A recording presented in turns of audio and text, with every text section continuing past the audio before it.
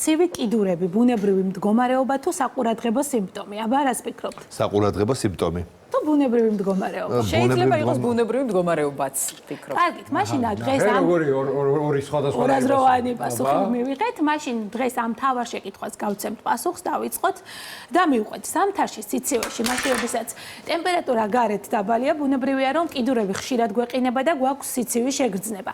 ამასთან ერთად, სხვადასხვა მიზეზის გამო ჩვენს ორგანიზმში ხშირად იცვლება ტემპერატურა, რაც იწვევს ასევე კიდურების არეში სიცივის შეგრძნებას. მაგრამ თუ ეს განცდა სეზონის ნებისმიერ დროს გაქვთ, ხშირად გეყინებათ როგორც ხელები, ასევე ფეხები, სპეციალისტები გვირჩევენ, რომ ეს მდგომარეობა არის უკვე საყურადღებო. კანადის შრომის ჯანმრთელობისა და უსაფრთხოების ცენტრი სხვათა შორის ამ მიმართულებით არაერთ საინტერესო კვლევას ატარებს, ერთ-ერთი კვლევის საფუძველზე დაადგინეს, რომ ეს შეიძლება იყოს სამსახურეობრივი. მაგალითად, ადამიანი მუშაობდეს ისეთ გარემოში, სადაც მუდმივად არის დაბალი ტემპერატურა, ან ზამთარში უწევდეს ღია ცის ქვეშ მუშაობა, მაშინ ასეთი სფეროს წარმომადგენლებს ხშირად აქვს ეს სიმპტომი და როგორც ექიმები ამბობენ, აქაც საგანგაშო არაფერია. მაგრამ თუ არ გიწევთ ასეთ პირობებში მუშაობა, ხართ თბილ გარემოში, თუნდაც არის ზაფხული და მაინც გაქვთ ხელები და ფეხები გაყინული, მაშინ ეს არის უკვე საყურადღებო მდგომარეობა და იწყება გზების და მთავარი მიზეზის ძიება, რასთან გვაქვს საქმე.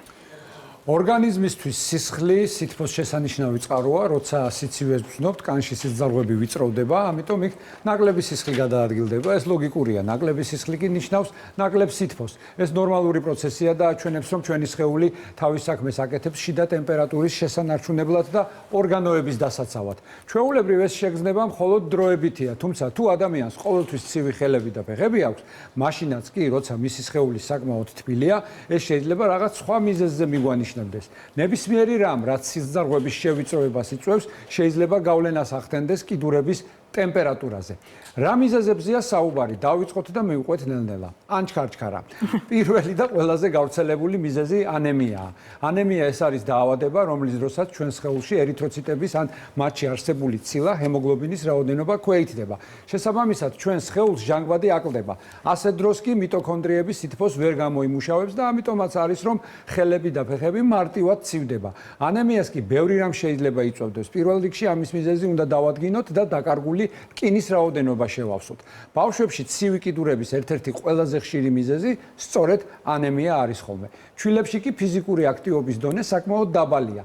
ნაკლები მოძრაობა კიდურებში ნაკლები სისხლის მიწოდებას იწვევს, როცა ბავშვი უფრო მოძრავი გახდება, მისი კიდურებიც უფრო გათბება. შესაბამისად, ეს პრობლემა აღარ უნდა არსებობდეს. თუ მაინც ბავშვს ცივი კიდურები ხშირად აქვს, თავარი მიზეზი შესაძლოა, როგორც თქვით, ანემია იყოს და აუცილებლად უნდა მივაქციოთ ყურადღება. დიახ, მოკლედ ვთქვით, რომ ჩვილების ასაკში ეს ბუნებრივი მდგომარეობა, რადგან ბავშვი ვერ მოძრაობს და არის მოდუნებული, თუ უკვე წამოიზრდება, შემდეგ უკვე პედიატრები გვეუბნებიან, რომ შესაძლოა საქმე გქონდეს ანემიასთან, მაგრამ ესეც არის, რა თქმა უნდა, დასაზუსტებელი. შემდეგი მიზეზი, გაგიგიათ რეინოს სიმპტომი, რა შეიძლება იყოს? არ ვიცი. ძალიან გავრცელებული დაავადება. ეს ის შემთხვევაა, რაც არ ვიცი. ხო, მაშინ მოუყევი თამარ. კი ბატონო, რეინოს სინდრომი არის მდგომარეობა, როცა ადამიანს ნებისმიერ სეზონზე აქვს კიდურები გაყინული. სხვათა შორის ეს დიაგნოზი მე-19 საუკუნიდან არსებობს.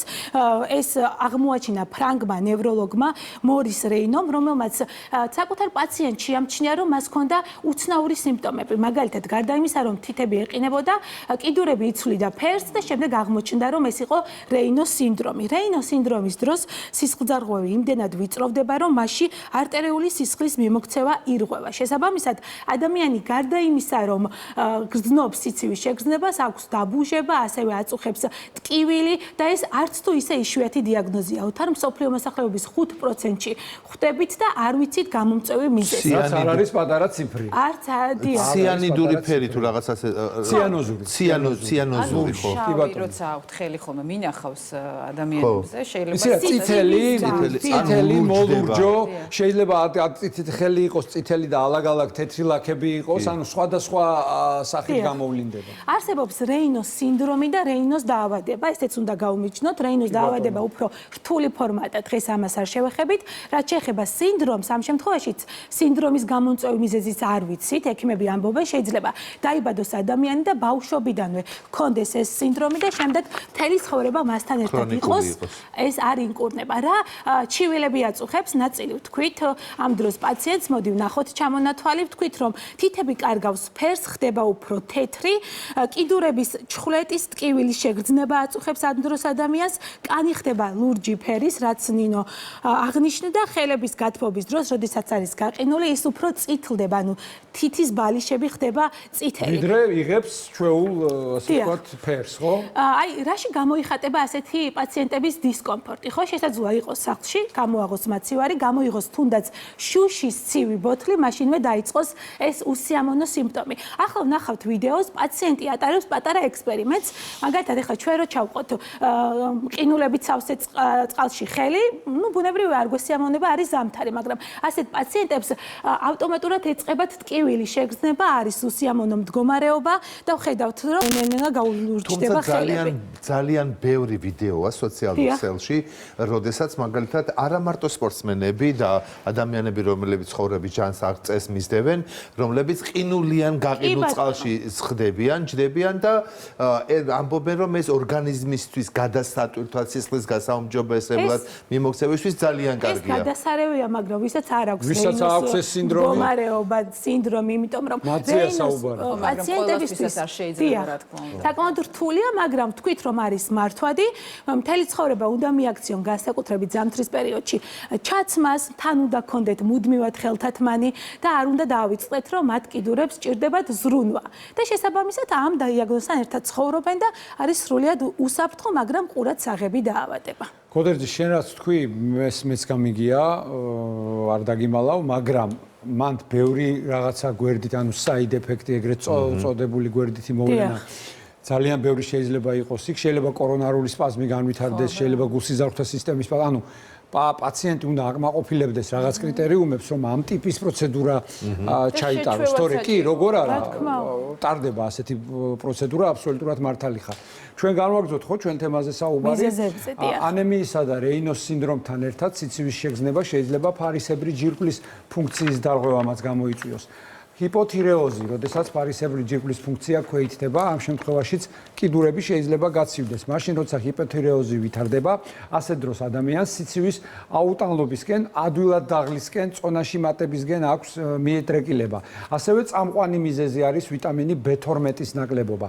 ეს ვიტამინი ჩვენ სხეულში ძალიან დიდ როლს თამაშობს.